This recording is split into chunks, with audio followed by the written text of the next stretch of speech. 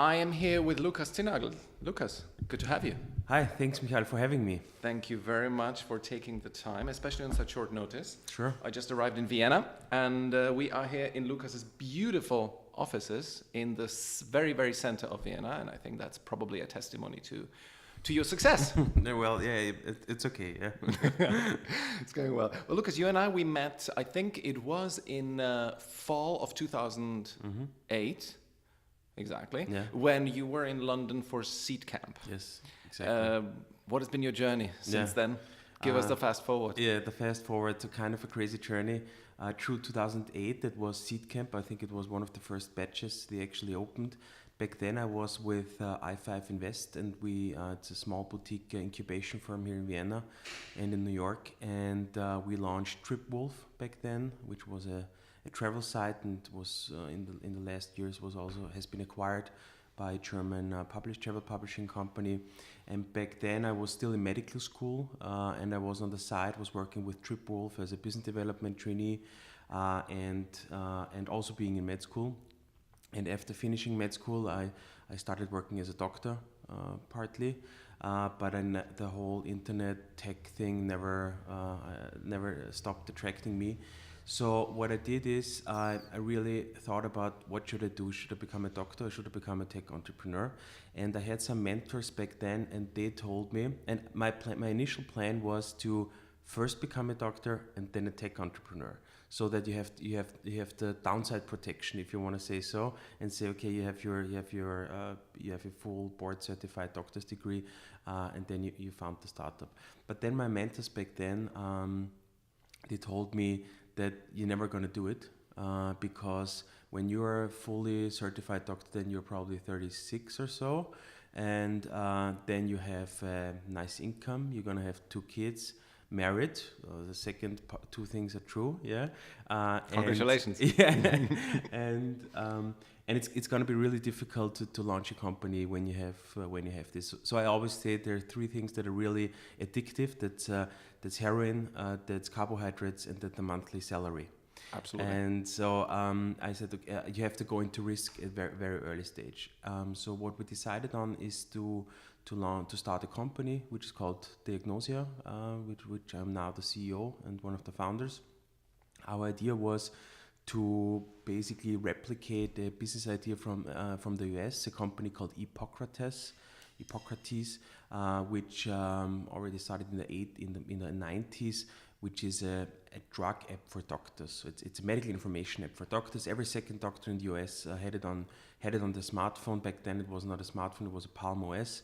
I went to med school in California and New York for some time, so I knew how that worked over there, and something like this didn't exist over here in Europe.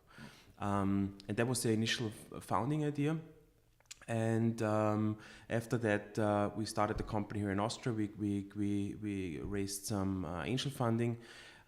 Simultaneously, which was, looking backwards, maybe a bit of a mistake, we founded a second company, which is called Vamida, which is right now it's the 3rd largest online pharmacy in Austria. But not being focused at the very early stage of the company is not a good idea. Mm-hmm.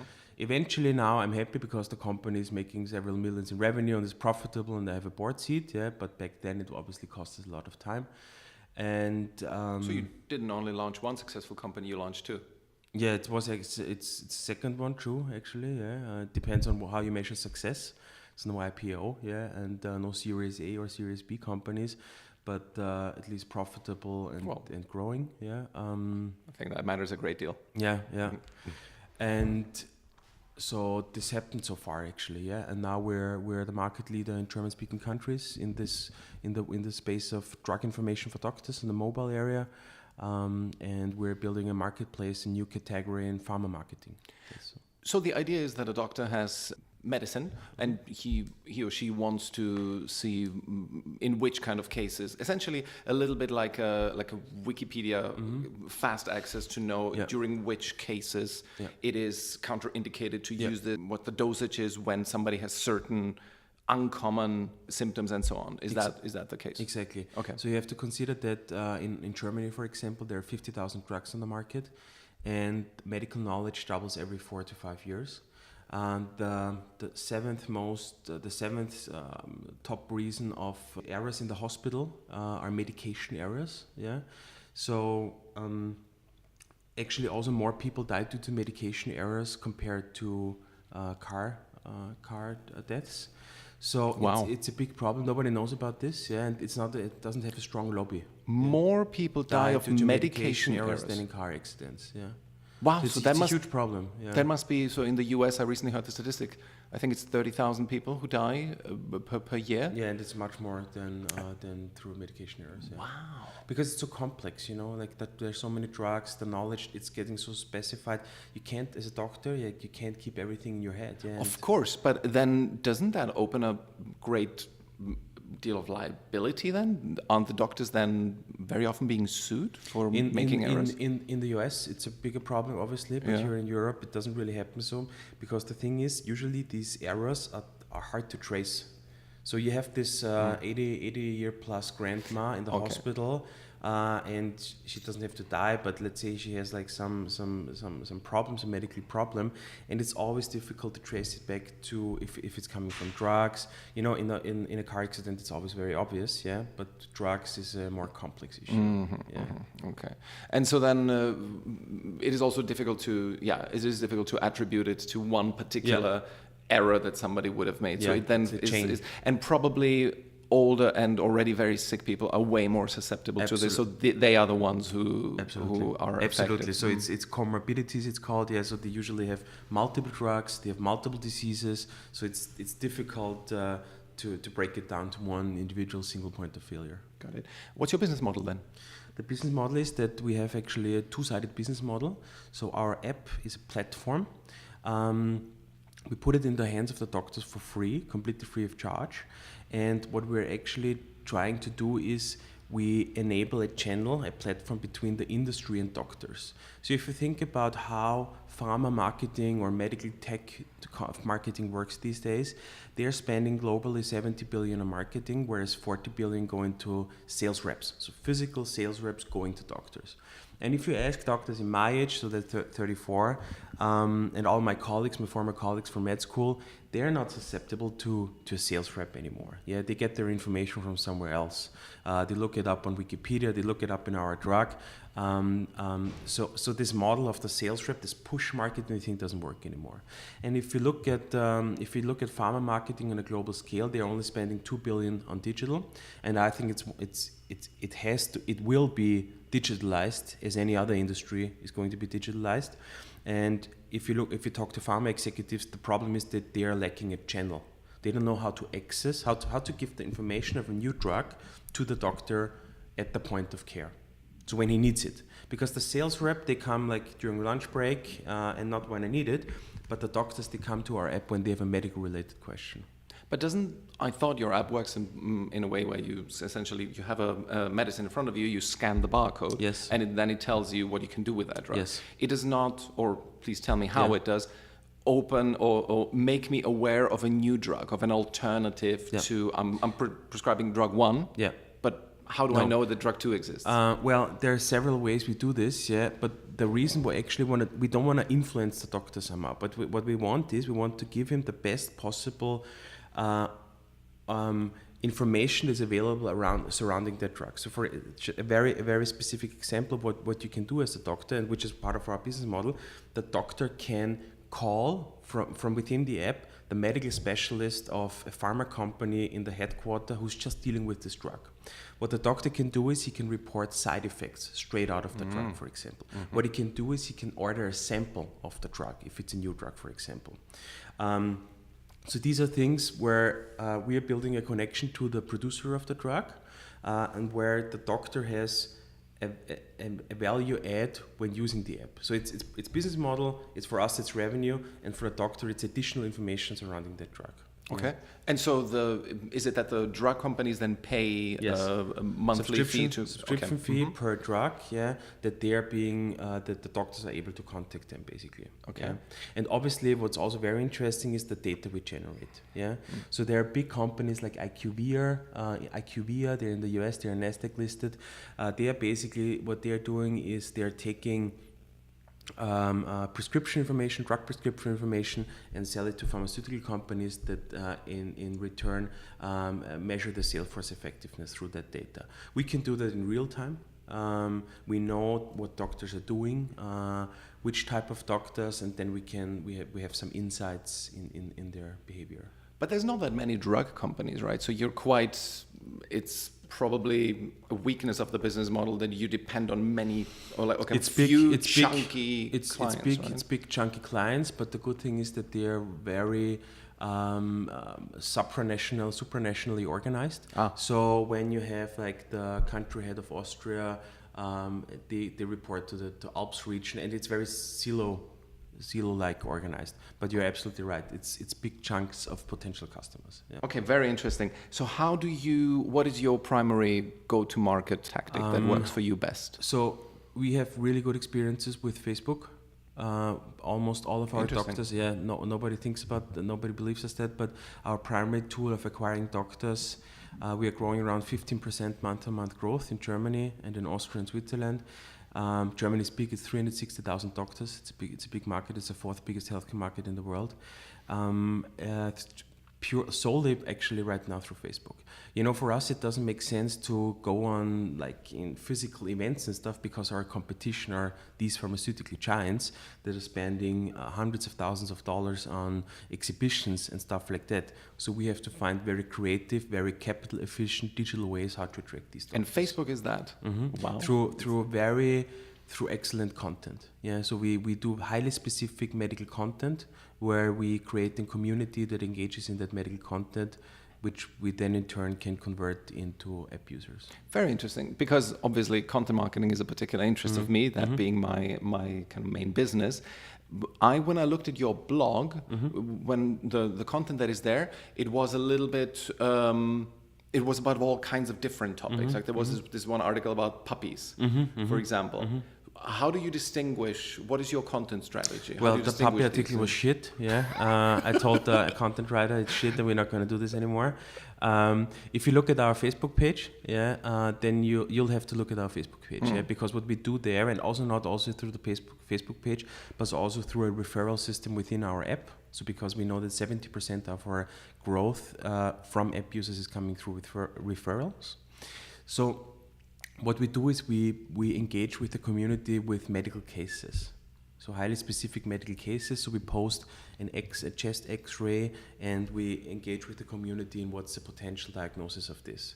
So this is how because the typical doctor anywhere, if it's in the UK or in Austria, they don't put that they're a doctor on their Facebook profile. So you somehow have to identify them. How do you? Through make them engage in specific content. So if you have a chest X-ray, and the person underneath,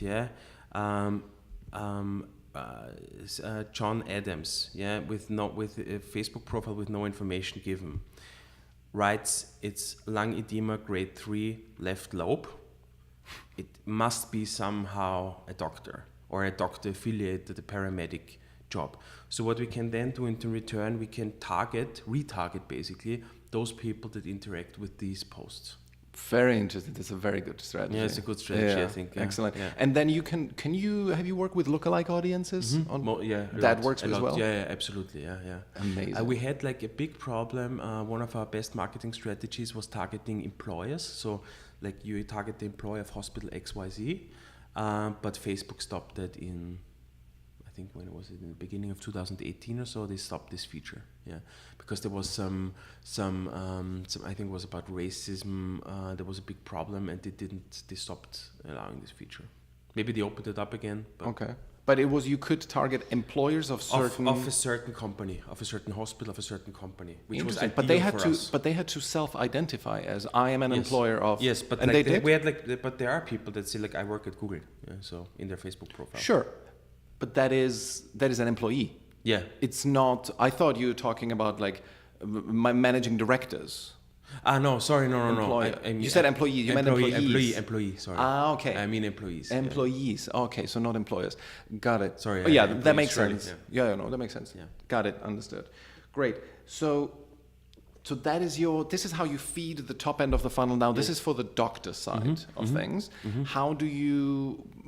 What has worked well for you when it comes to acquiring the pharma companies? Is it just through classic sales, relationship building? Key account management, classic sales, field force, building connections, going to specific events. I try to get a lot of talks on pharma events, on digital health, that I get acquainted with the digital innovation managers.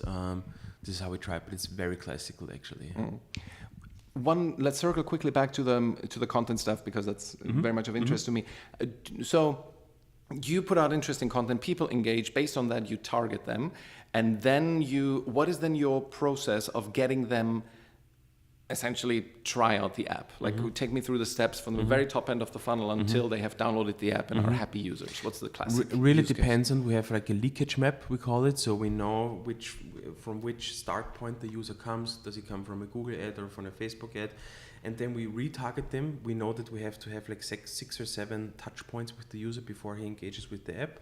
And then, it's basically, he sees the ad, we engage with him, we retarget him, for example, through free content. So we say, look, here's, for example, a free pocket card, we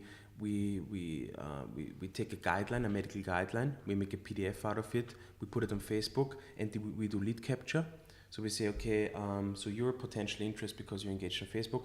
You might be interested in using our guideline as well. Get the PDF, but give us your email address and your first name. And then we send them an email, for example, or we collect their telephone number, we send them a push notification, and ask them, look, you can have our app for free. There are more of these cases in our app. It's completely free of charge. Go to the App Store, download it. In the emails, how many, I like getting quite nitty-gritty on this, how many content emails are there versus conversion emails? As in, do you only send them salesy content? No. So what is the ratio? 80-20. 80-20. Yeah. Very good. Yeah. We give them a lot. We give them a lot for free. Yeah. We give, and then we tell them, if you want more, then sign up. Perfect. That's a content marketing. It perfect case study. Worked best for us. Yeah. Excellent. And especially with these cases, it's like it's quizzes, it's gamification. They love it. Yeah. We just send them an email with an X-ray and tell them what do you think is it, ABCD. It's like we have 60% That's opening great. rates. Yeah. That is gamification of the doctor experience. Yeah. Brilliant. So tell me about the milestones of Diagnosia that you have had, and where are you now? You told me that you're fundraising right now. Yes, we had a very rough ride. As many startups probably, there's like 1% of startups that go like Revolut and Runtastic and stuff like that. But I think the other 99% we are in have it more difficult, because also we did so many errors. I think it's not always the market and the product. Can't wait to discuss the errors. It's the founders. It's founders' mistake. We did many founder mistakes. We were 5 founders. It was the first mistake. So we had in the beginning lots of fights about different positions. We didn't have completing skill sets, which was a bit of a problem. Everybody was equal among the 5? It was in the very beginning was equal. Then we switched the shares. Then one became CEO, and then he got more shares. It was a big fuck up. Yeah, to be honest, in the very beginning we were so young and unexperienced, and everybody was just fighting for shares, and everybody thought you're gonna be a billionaire in 2 years. Totally inexperienced and naive. Yeah. The problem with that was also that it was quite easy to get money, because we had this.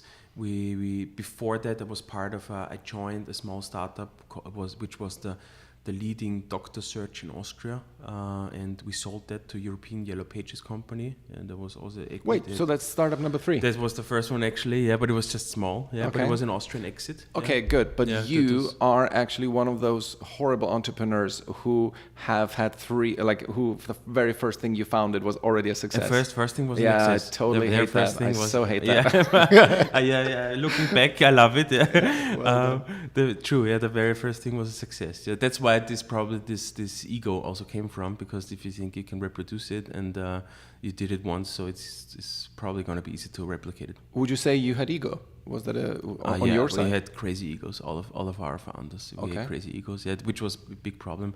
Nobody worked. I think nobody worked, and everybody just wanted to be cool and on TechCrunch and crazy. Of course. But then, and it was easy to raise funding. Yeah, because back then there was no real venture scene in Austria. There was no venture capital fund available back then. So how does that make it easy? Because there was Hansi Hansmann, who's a very famous business angel now, who has probably 50 or 60 investments, and I think we were his third investment. Yeah, so he got into this whole space, and he has a pharma background. He made his money in pharma. So it was, and he built up the whole scene in Austria. Prior to him, there was no business angel funding. He built it up. He launched the Austrian Angel Association, Austrian Angel Investors Association, and stuff like that. So there was quite some money on the table, and people wanted to play this whole startup game. And if you had Hansi as an investor, as a business angel, as a lead investor, people would follow. So that was, and having a lot of money and having high valuations increases your ego. But at one point, you'll have to deliver. If you don't deliver, it's a big problem. So after that, we were flying high. We had lots of press, lots of PR. We didn't have a business model. Didn't know where we're gonna be. Didn't really have a plan. What we did is throughout the years, all the various founders left. One started a job, the other one left to Germany. So as it happens in any startup, cash was readily available back then, because we were one of the first tech startups, and the business angel scene was evolving. So and we had medical doctors that found a company. It has to be good, because they give up something. And what I did is but we had in 2016, we were fundraising again. We were talking to VCs, so we had like a small business angel round, we had a larger business angel round, and we thought, okay, next step has to be VC for expanding to other European countries. We need more money. So we talked to various VCs. They said, okay, our business case is very attractive, very interesting. We had this big company in the US that had an IPO, which is always a good sign. We already proved that we're making revenue and we have product traction. But the biggest problem was our cap table, because we had all the founders were all vested out. So they all still had their shares in the company. And so for a VC, one VC told me that we are in the death valley of funding. I remember that sentence. And he said, yeah, no matter how good you guys are, or how great the product is, you have legacy, you have cap table legacy, you have product legacy, you won't be able to raise funding like that. So what I did is, but I really believed in the bigger case, what I did is I basically bought out the founders. Yeah, I told them to gonna acquire the shares for what I can afford, but the other option is that the company is dead. So either they have a little bit of it, or nothing at all. So I did this. I onboarded my former school friend from school, Michael, as a CFO to the company, and a chief operating officer. I did that, and it took 1 year to restructure the whole company, actually. And then we were talking to two VCs, and we had 2 term sheets. And then we decided to work with Speedinvest here in Vienna, which is now the biggest and most respected VC fund in Austria. And that was in 2017, mid-2017. And we proved our metrics in Austria, and we already had our footprint in Germany. We cleaned up some product legacy, obviously, and so now we're in the stage of raising a bigger round for having a significant footprint in Germany. Because if you own Germany, then it's a strong sign for a post-Series A round. Yeah. Got it. Excellent. So I was in Albania last year as an advisor to startups there, and to just get to know the ecosystem. And one of the things that I saw there was that as soon as a company became successful, reasonably so. Like as soon as they started to have a certain degree of product market fit, they were instantly drawn by the magnet that is Western Europe or even the United States. And so very few actually remained. Not to compare Austria with Albania necessarily, but it's a small market as well. Absolutely. Although, of course, the German-speaking market is 100 million people almost. But so, do you feel is there a pull for Diagnosia to relocate at least to Berlin? I don't think necessarily it's necessary to relocate. There's I know some, and TT Tech is a automotive tech unicorn out of Vienna that not many people know. Runtastic was based in Linz, in Pasching, beautiful there, I love it. And then you have things like My Sugar, they operated out of Vienna in the medical space. So I think it's not necessarily about relocating, but definitely having our scope and focus in Germany.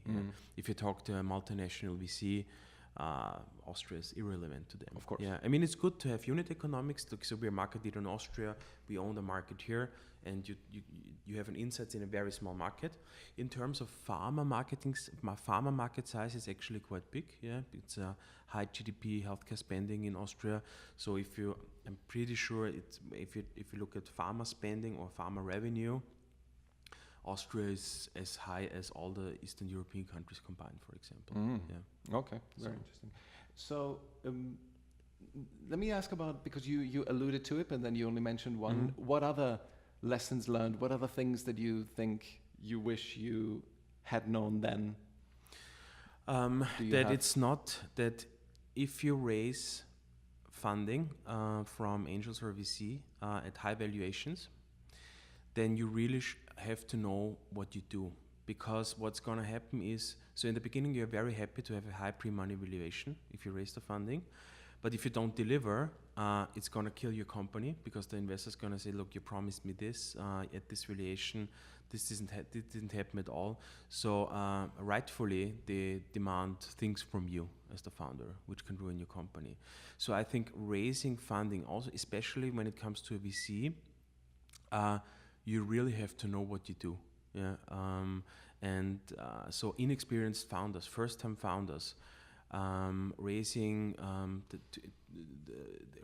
VC money is, if you don't know what you're doing, it can break your company, I think. Because of course the high valuations are incredibly attractive. Everybody writes about it and thinks about it, but I think nobody talks about all the downsides of it. Yeah. Is this something you have to go through, you think and make the painful experience yourself? I think I read all the books. I read Founder's Dilemma, I read Founders at Work, I read all the books everybody recommended, and I thought I knew about this whole startup game, but I didn't.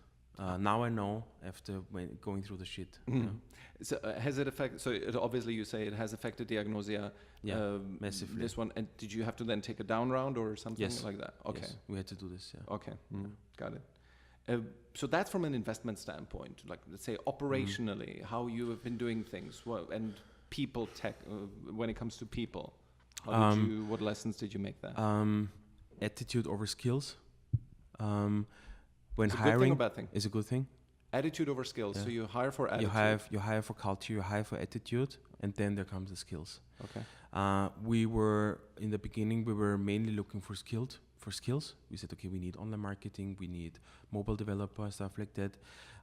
But there's this saying that culture eats skills for breakfast or something like that. Culture eats strategy for breakfast. Strategy for breakfast. Absolutely. I'm not sure about the strategy, but. Culture eats many other things Many other things for breakfast. I fully agree with that. Yeah, absolutely. So this was definitely a big mistake that we didn't look into culture, into hiring, because I think in general HR is very underestimated thing when you're a founder. You have so many things to deal with. It's sales, it's product, and everybody talks about sales and product and business development and marketing. Yeah, but having a good hiring policy is so key.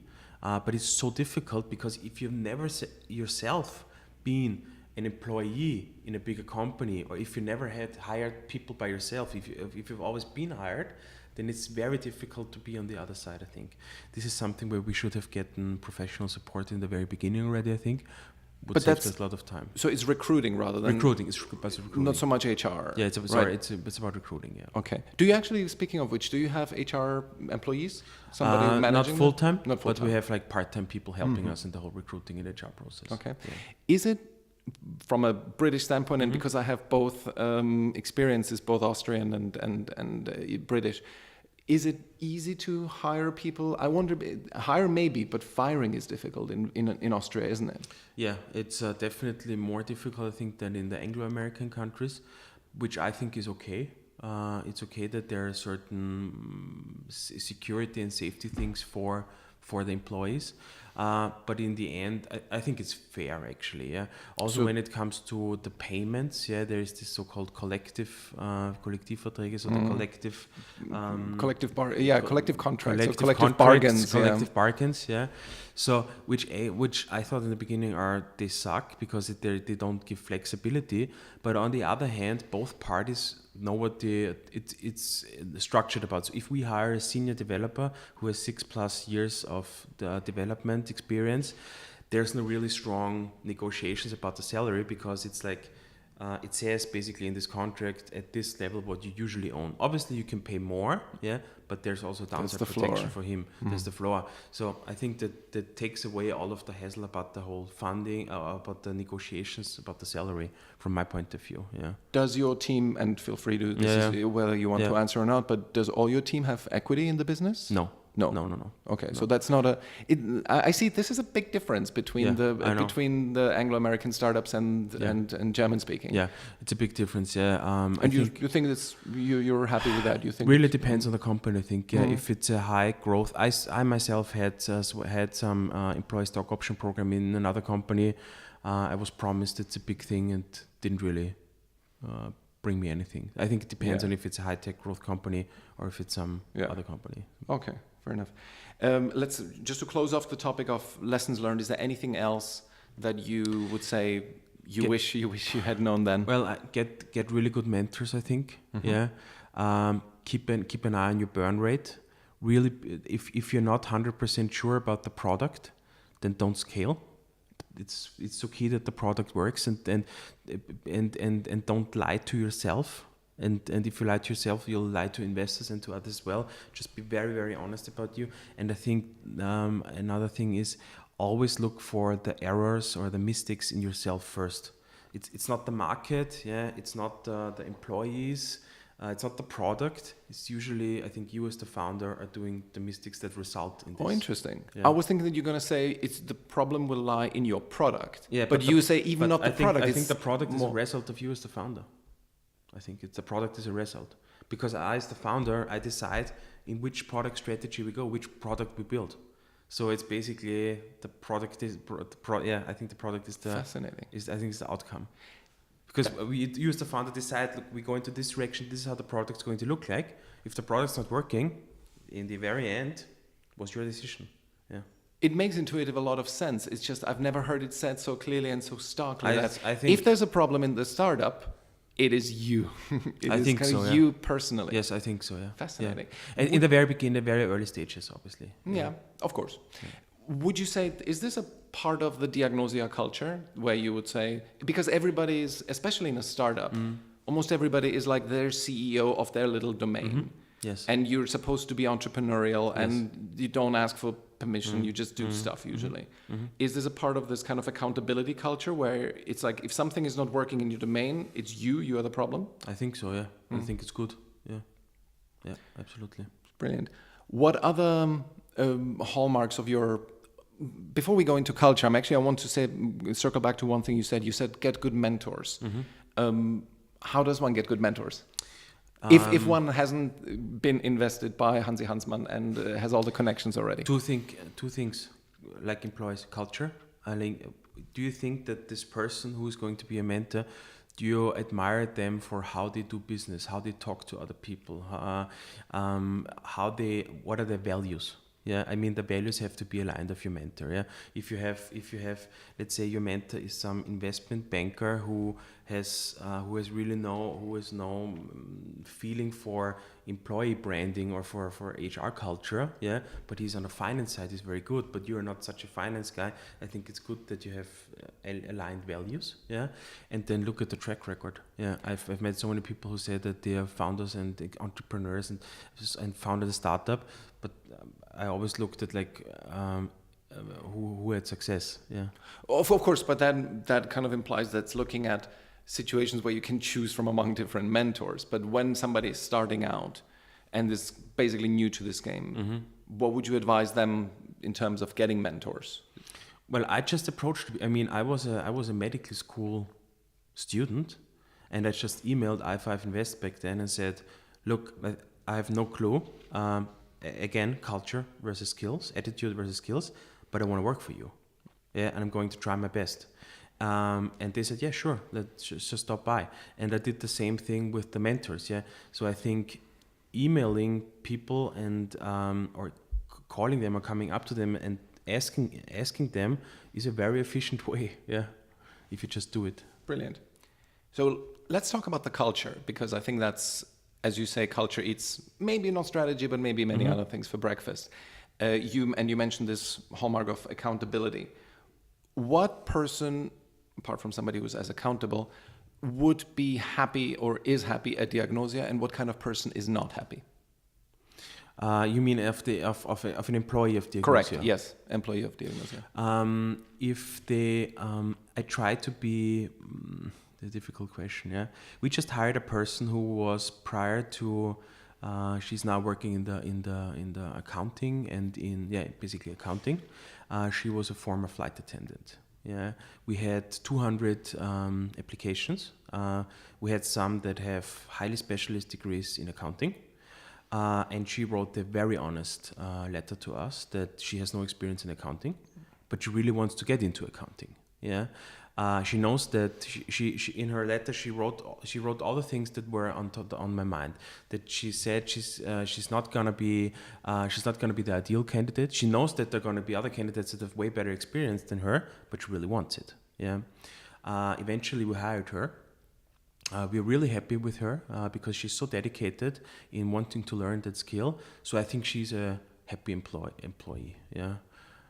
But that means also that you, as an employer, have to invest quite a lot of time up front, and you know that you will not get somebody who's going to get up and running in a month. But you get loyalty back. Yeah. And especially when I know that I know from befriended startups in the UK, in London, where there's high competition for employees, where the average, a friend of mine who's a big startup in the UK, says that the average time of average time per employee per company is 1 year.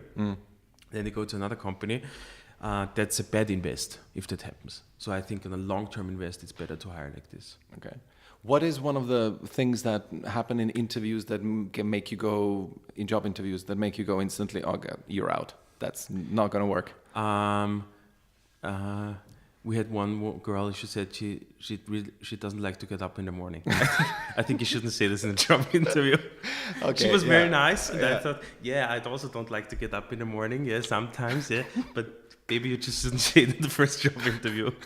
Okay, well, that's okay, fair enough. That's quite an extreme case. It's very extreme, yeah.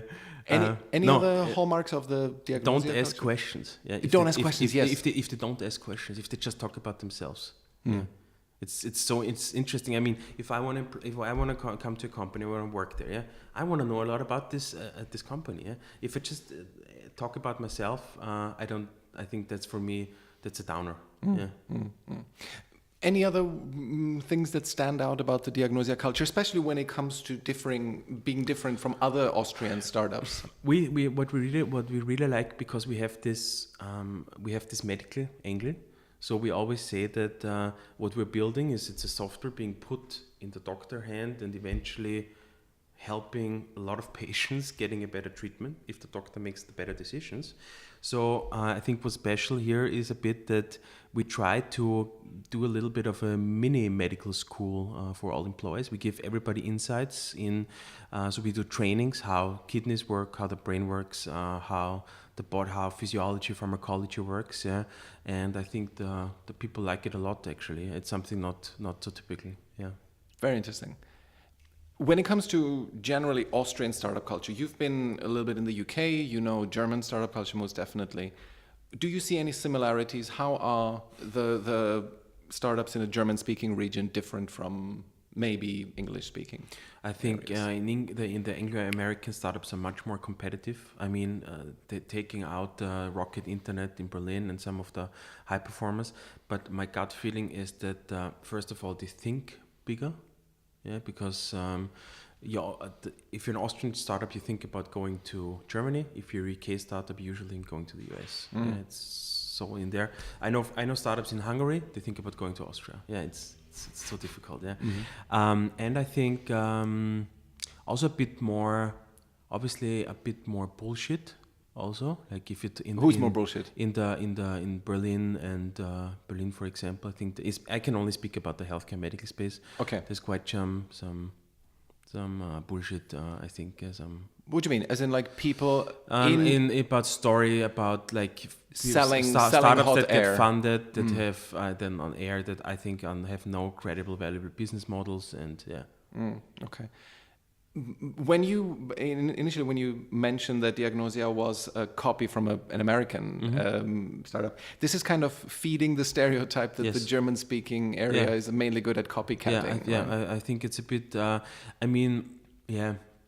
In our minds, it wasn't really such. We didn't have this. We copied it. It was more of an. Of a bit of an influence. We looked at it, but we tackled it differently in the very beginning. But I agree. Usually, I don't have any numbers. I don't know what's the copycat ratio in UK versus Germany. But I mean, everybody says that it's a big problem. And if you look at globally, if you look at Mary Meeker's internet slides, and you compare China, Europe, and the US, and Europe is going to have a problem if we just do copycats and we don't build the tech giant.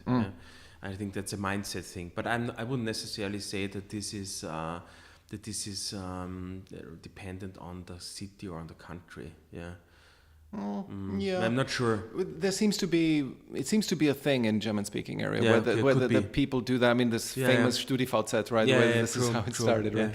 Yeah. But for me, I think it's mainly that it's like a phase that probably a market partially has to go through, and this is kind of how we go through it. Yeah. And ultimately, people know that they will not survive just doing copies. True. I mean, the US has a big advantage. It's one market with one language. Yeah. Europe is extremely fragmented. When I talk to US entrepreneurs, if they want to come to Europe, if they plan to come to Europe, they always look at me like this is a stupid question, because they say, no, why Europe? They go to Asia.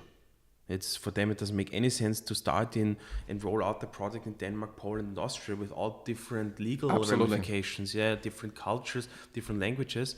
So I think that makes it very difficult to build like a tech giant here in Europe, because there is no tech Europe in that sense with one language. Language is a big barrier, I think.